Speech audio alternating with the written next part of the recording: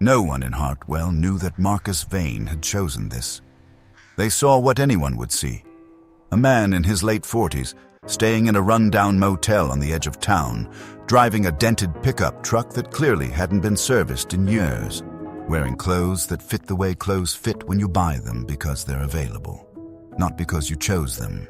They saw a man who had clearly fallen, and falling in a town like Hartwell was not uncommon enough to be interesting. What they didn't see was the $2.3 billion. What they didn't see was the board meeting 3 weeks earlier, where Marcus had sat at the head of a table of 14 people who had known him for an average of 11 years and had listened to 2 of them. Men he had personally promoted, personally defended, personally trusted. Propose a restructuring plan that would have quietly transferred controlling interest of Vane Capital away from him while he was distracted by a merger negotiation in Tokyo. Elegant, patient, the kind of betrayal that takes years to build. He had said nothing in the meeting, had approved the Tokyo trip, had called his lawyer from the car on the way home. And then he had done something that no one, not his lawyer, not his assistant, not the 2 men who had just tried to take everything from him, would have predicted. He had asked himself one question.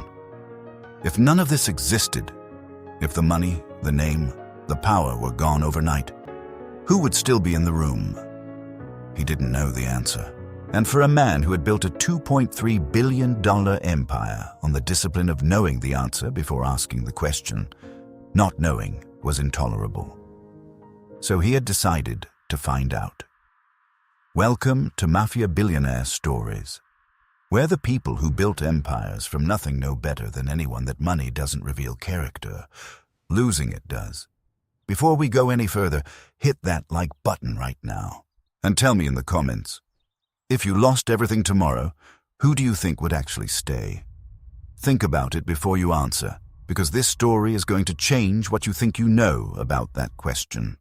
Subscribe and turn on notifications so you don't miss what comes next.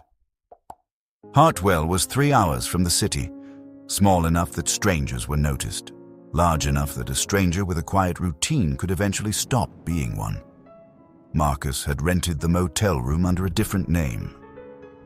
Daniel Marsh. He had a prepaid phone, a used truck, and a bank account with $1,400 in it. Enough to survive 60 days without touching anything connected to Marcus Vane. His legal team had instructions. The Tokyo trip had been quietly delegated. The board had no reason to suspect anything had changed. He had given himself 60 days. The plan, if it could be called that, was simple. Live like someone who had lost everything. See who appeared. See who stayed. What he hadn't planned for was the diner. Hartwell had one diner worth mentioning. Carla's, open at 6, closed at 9, with a handwritten menu that hadn't changed since 2009, and a woman behind the counter who moved with the efficiency of someone who had been doing exactly this for longer than most of her customers had been alive. Her name was Gloria. She was 53, had raised 2 kids alone after her husband left when the youngest was 4, and had worked at Carla's for 19 years. The last 7 as the only full-time employee after the owner's health had made full shifts impossible. Marcus came in the first morning because it was the only place open at 6. He sat at the counter, ordered coffee and eggs, and said very little. Gloria brought the coffee without being asked twice, and the eggs the way he'd ordered them without confirmation, which was the kind of small professional precision that most people don't notice and that Marcus noticed immediately. He left a $5 tip on an $8 order. She looked at the tip, looked at him, and said, "You don't have to do that." He said he wanted to. She said, "Most people who say that don't mean it the way you mean it." He had no answer for that. She had already turned back to the counter. He came back the next morning, and the one after that. By the second week, the routine had become something else. Gloria knew him as Daniel. She knew he was staying at the motel, that he had come from somewhere he didn't specify, that he was quiet in a way that wasn't unfriendly. The quietness of someone with a lot of interior weather who had learned not to make it other people's problem, She didn't ask questions he hadn't invited. She refilled the coffee when it was low and left him alone when he was reading, and talked when he seemed to want talking. It was the most uncomplicated human interaction Marcus had had in 11 years. On a Thursday in the third week, he came in at 6 and the diner was dark. He stood at the door for a moment, then saw the handwritten note taped to the glass. Closed today. Family emergency. Back tomorrow. G. He went back to the motel. Came back the next morning. Gloria was behind the counter. He sat down. She brought the coffee. He didn't ask about the note. She didn't explain it. He drank the coffee. After a while, she said, unprompted, "My son. He's fine now." He said he was glad. She looked at him for a moment, then said, "You were worried." He said he supposed he had been. She nodded once and went back to work. He sat with that for the rest of the morning. He had been in Hartwell for 23 days. He had spoken to his legal team twice, briefly, in code. He had not spoken to anyone from his previous life in any meaningful way. And the information that had produced the most response from him, the closest thing to fear he had felt in weeks, had been a note on a diner door. He had not expected that. In the fourth week, he made a mistake. Not a large one, a structural one. The kind that reveals, under pressure, what you actually are underneath the cover story. There was a man in town named Pete Garrow who ran a small contracting business and who had, for reasons Marcus had not yet fully mapped, decided that Daniel Marsh was worth knowing. Pete was sociable in the way that certain men in small towns are sociable. Not aggressively, but persistently, with the patience of someone who has nowhere urgent to be and considers social connection a legitimate use of an afternoon. Pete had invited Marcus to a barbecue at his property. Marcus had gone because refusing required an explanation he didn't have. There were 12 people at the barbecue. At some point, the conversation had turned to money. Specifically to the Vane Capital acquisition of a regional manufacturing plant that had recently announced layoffs affecting 240 workers in a town 40 miles from Hartwell. Someone said the name Marcus Vane like it was a diagnosis. Marcus had said carefully that from what he'd read, the decision was more complicated than it looked. The table had gone quiet. A man named Dwight, who had a brother-in-law among the laid-off workers, had looked at him and said, "You sound like someone who works for people like that." Marcus had said he was just trying to be fair. Dwight had said, "Fair, right," and had turned back to his plate. Gloria had been at the barbecue. She and Pete's wife had been friends for years, which Marcus hadn't known. She had heard the exchange from across the table. She hadn't said anything then. The next morning at the diner, she brought the coffee and said, without preamble, "You know more about that situation than you let on." He said he'd read about it. She said, "Daniel, you don't have to tell me anything, but you also don't have to perform not knowing things you know. I'm not going to think less of you for being someone complicated." He looked at her for a long moment. He said, "What if I'm someone significantly more complicated than I'm currently appearing?" She said, "I already know that. I've known that since the second morning." He said nothing. She refilled the coffee and said, "The eggs will be ready in 4 minutes." On day 51, Marcus received a call from his lawyer. The 2 board members had moved forward.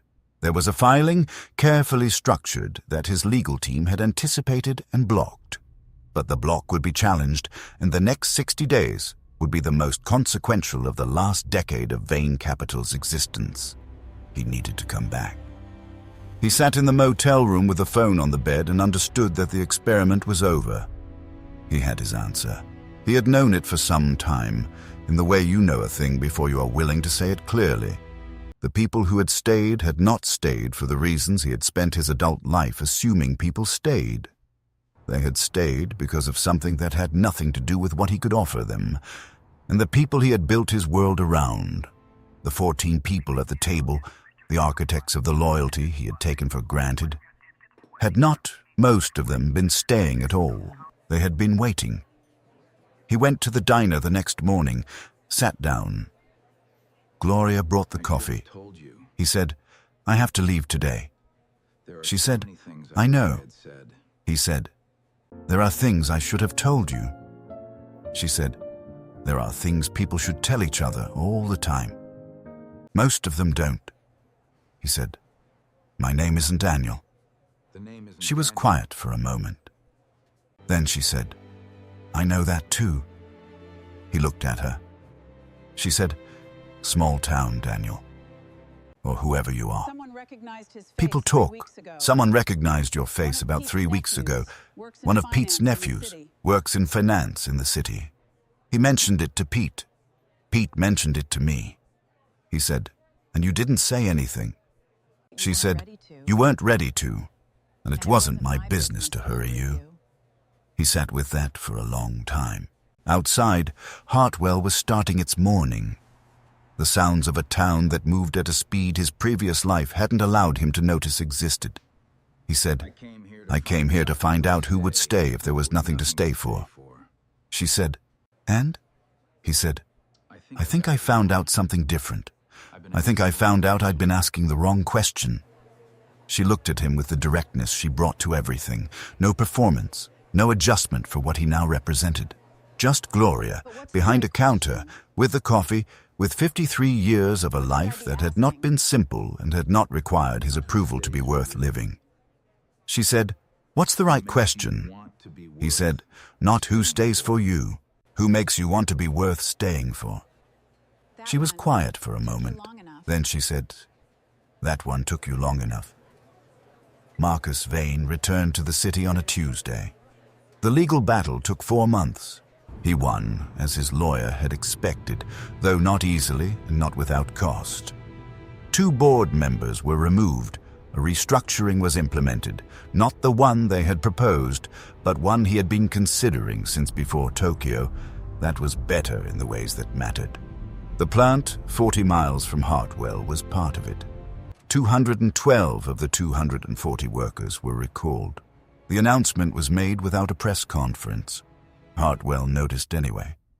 He went back 6 weeks after the legal battle ended, not to the motel.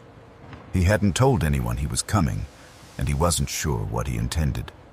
He drove the same road in a different car and pulled into the parking lot of Carla's at 6 in the morning. Gloria was behind the counter. She looked up when he came in, looked at him, the different car, the different clothes, the full weight of what he actually was standing in the doorway of a diner that had not changed. She said, "Coffee?" He said, "Please." She poured it, put it on the counter, and went back to work. He sat down and drank it. Outside, the town was waking up. Somewhere across the parking lot, a truck was being loaded. Someone's radio was playing something too quiet to identify. The morning had the quality that certain mornings have. Unremarkable in every particular, significant in a way that has nothing to do with what is happening and everything to do with who is there to notice it. Marcus Vane had spent 30 years building something that was, by every measurable standard, enormous. He sat at a counter in a small-town diner at 6 in the morning and understood, for the first time in a long time, what enormous actually meant. It wasn't the $2.3 billion. It had never been the $2.3 billion. The coffee was exactly as it had always been. He didn't say anything. Neither did she. Some things don't need to be said to be understood. And the people who understand that, Marcus had learned, in 51 days in a town, 3 hours from everything he had built, are the rarest thing money has never once been able to buy.